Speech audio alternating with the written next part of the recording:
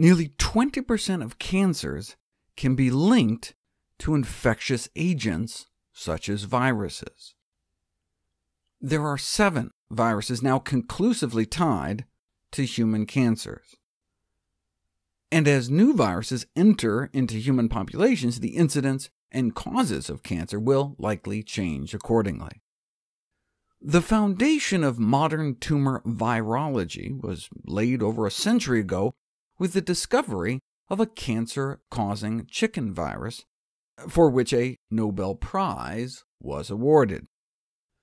Another Nobel went to the guy that discovered the HPV virus was causing cervical cancer, and in his acceptance speech, he mused that there may be a bovine polyoma virus, a multiple tumor virus in cattle that could be playing a role in human colon cancer, lung cancer, and breast cancer, but no polyoma virus had ever been discovered in meat until now.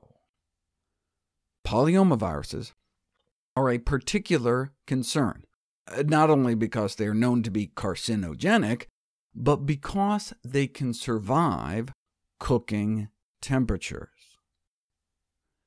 Because single burgers these days can contain meat from many dozens of animals, they figured it would present an ideal situation for virus hunting. So researchers at the National Cancer Institute just walked into 3 supermarkets and grabbed meat right off the shelf, and found 3 different polyoma viruses in ground beef. Now, just because 3 types of polyoma viruses are commonly detectable in food-grade ground beef doesn't necessarily mean they're causing human disease. What made this Nobel laureate suspect them? Well, for one thing, some people got cancer right where they were vaccinated for smallpox. A whole bunch of different cancers.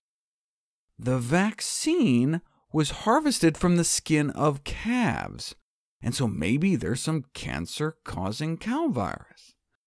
Many people are exposed to potentially virus-contaminated meat and dairy products through their diet, but those in the industry would be even more exposed.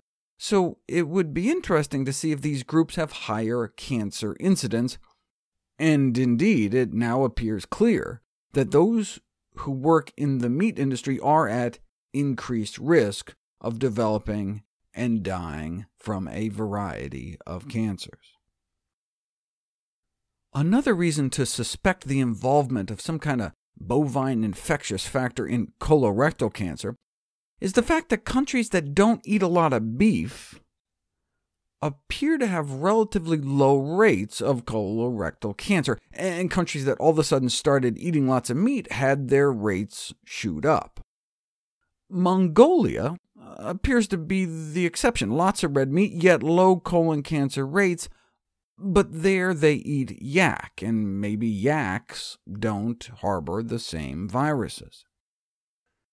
Can't you just avoid steak tartare?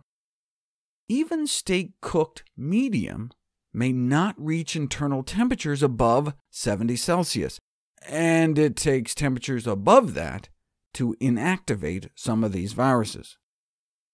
So we would expect viruses to survive both cooking and pasteurization. In fact, they followed up with a paper suggesting that consumption of dairy products may represent a main risk factor for the development of human breast cancer. The recent discovery of a larger number of presumably new viruses in the blood, meat, and milk of dairy cows should be investigated, since one might speculate that infectious agents present in dairy products might have a special affinity for breast cells, since they came from breast cells.